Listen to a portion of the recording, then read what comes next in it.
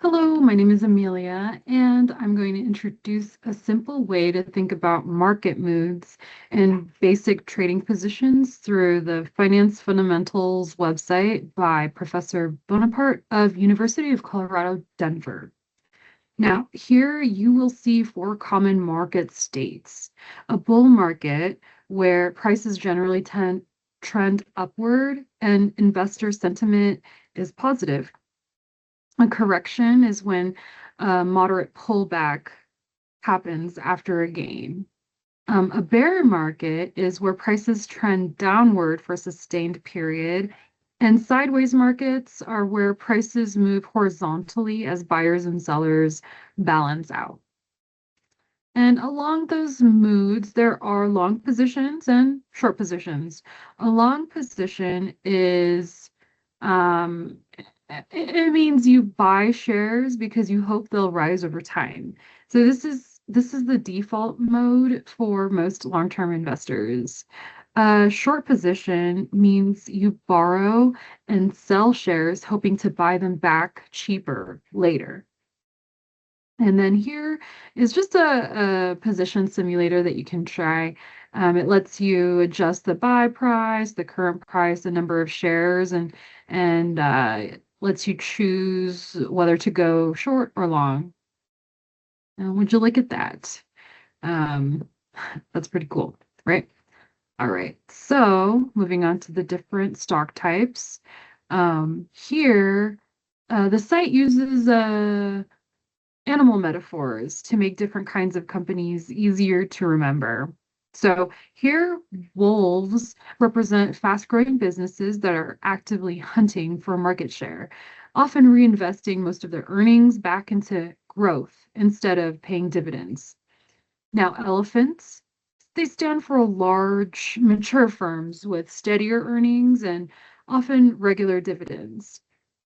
They move more slowly, but they can feel a lot more predictable.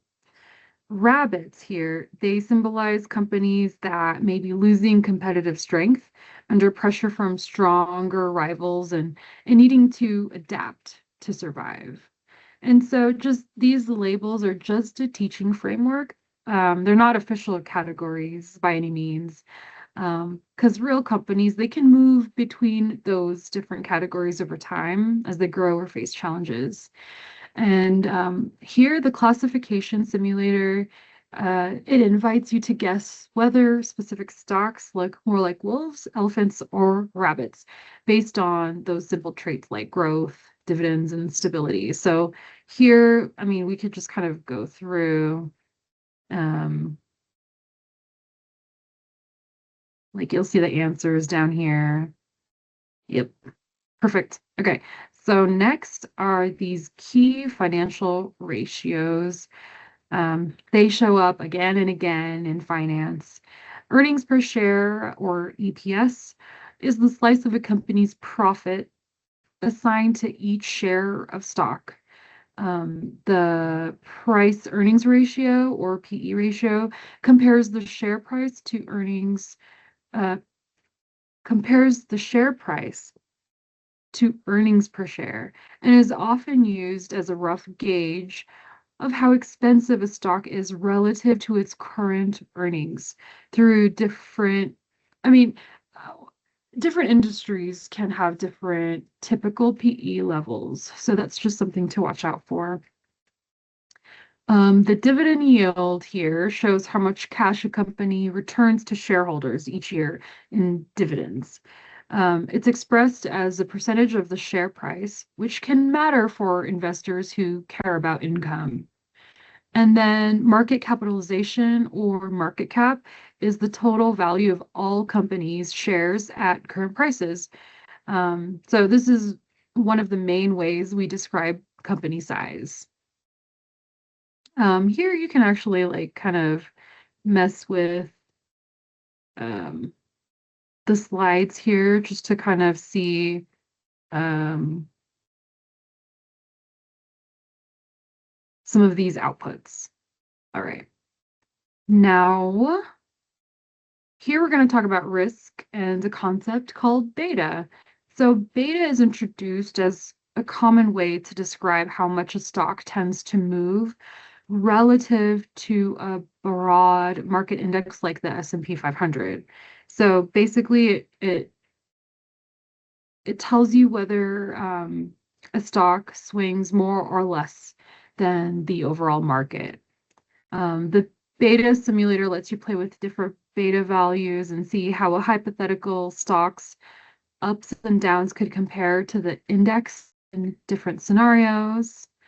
And as you scroll down, this section here, it contrasts a textbook view with a more dynamic perspective, where both volatility and time feel in motion because markets can be calm for long stretches and then suddenly very turbulent. Tools like the VIX, often called a fear index, are used in real life to track expected short-term volatility, which change constantly as sentiments shift. And then speaking of the VIX index, this one will cover it in more detail, but here there are a few key stock indexes that show up in everyday financial news. So the NASDAQ here is presented as more of a tech-heavy and more volatile index. The Dow Jones Industrial Average is a smaller set of large established companies. The S&P 500 is a broad snapshot of 500 major US companies across sectors. You'll hear that each index has different construction, and that's why they can move differently on the same day. And so here is the VIX, which is normally or is often called the fear index. It the way that it's explained is that it measures expected volatility in the S&P 500 over the next 30 days based on option prices. So when uncertainty or worry rises, like COVID-19, for example, VIX tends to spike. When markets are calmer, it usually stays much lower. And so here, I mean, you're encouraged to download the Yahoo Finance app to track these tickers, just as a way to keep track of the headlines, basically. All right, and so moving on to market hours, we zoom in on when markets trade and who's active at different times. The trading day here is laid out in Mountain Time. So pre-market opens, the official open right here, midday stretch, and the close, right? So there's um, patterns can differ slightly across brokers and markets. And so here, this site invites you to think about what kinds of traders tend to be active during what period of time.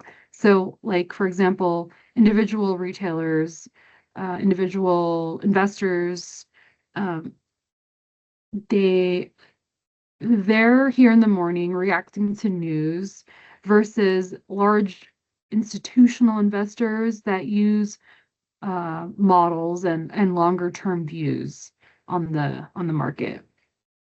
And so, yes, you'll see a distinction between retail trading, often concentrated in the morning around overnight headlines, and institutional activity, which may intensify midday as big players process data and execute larger strategies.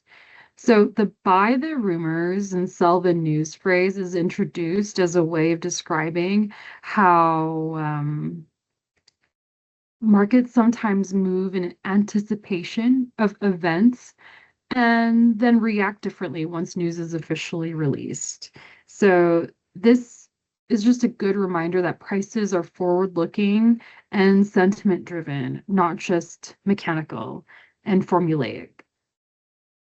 All right.